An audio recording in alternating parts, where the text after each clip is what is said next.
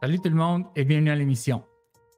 Cette semaine, je vais parler du dumpster diving, une tendance qui est en pleine expansion au Québec et laquelle est un peu inquiétante. Donc, restez avec nous jusqu'à la fin, vous ne voulez pas manquer.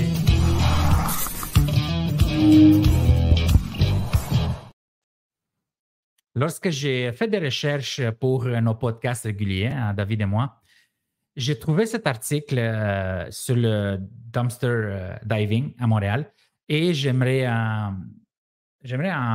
faire un court vidéo pour qu'on parle de cette tendance qui est inquiétante, du moins qu'on puisse dire. Ayant du mal à payer leur loyer et leurs courses, leur épicerie, de plus en plus de Montréalais se tournent vers les bennes pour y trouver de la nourriture. En d'autres mots, pour se nourrir. C'est un phénomène qui, on va voir, c'est partout au Canada, donc ce n'est pas juste à Montréal, mais ça prend de plus en plus d'ampleur à Québec et à Montréal. Le dumpster diving expose non seulement l'ampleur du gaspillage alimentaire, qui, on le sait, c'est grand et ça fait depuis longtemps qu'on gaspille de la nourriture, mais aussi les aspects socio-économiques et écologiques. Malgré les défis, cette pratique offre une alternative face à la consommation, surconsommation et au gaspillage. Mais il faut être conscient que les politiques de nos gouvernements font en sorte que les gens deviennent de plus en plus pauvres et qu'ils sont obligés de manger dans les poubelles pour ne pas mourir de faim. J'ai des amis partout dans le monde et c'est seulement au Canada et aux États-Unis que des pays qui sont très évolués économiquement, c'est juste au Canada et aux États-Unis, dans ces pays qui sont évolués économiquement, qu'on trouve du dumpster diving.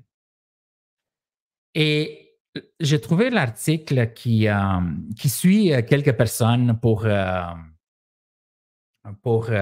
certain temps. Donc, ces gens-là ont fait un 5 jours de déchetarisme en français. Et ce qui est une pratique qui consiste à récupérer des aliments encore comestibles dans les poubelles des magasins ou des restaurants. Donc, j'avais entendu du dumpster diving aux États-Unis depuis longtemps, depuis des années. Mais à Montréal, c'est un phénomène qui est quand même récent et que j'ai voulu en parler aujourd'hui, car faut trouver des solutions à ce que les gens puissent avoir un toit qui est raisonnable en tant que qualité et aussi comme prix. Mais aussi, il faut réaliser que les gens sont tellement rendus au sous-près qu'ils ont commencé à manger dans les poubelles. Et comme je disais, il y a aussi à Toronto et dans les autres parts du Canada que ça se passe. Et les gens qui font du dumpster diving, c'est monsieur et madame tout le monde. C'est des gens qui ont des fois un emploi, mais quand même sont obligés de chercher dans les poubelles pour manger. Et je voulais savoir c'est quoi le déchetarisme ou le dumpster diving. Donc, c'est le déchetarisme, le glanage alimentaire, la trésordure, est le fait de fouiller dans les poubelles des magasins de grande distribution et des restaurants pour en extraire des aliments encore consommables par le déchetarien ou glaneur. Donc, c'était une tendance qui inquiétait depuis quelques années, mais ça s'accentue dans les dernières années. Et une des choses qu'il faut regarder, c'est le côté légal.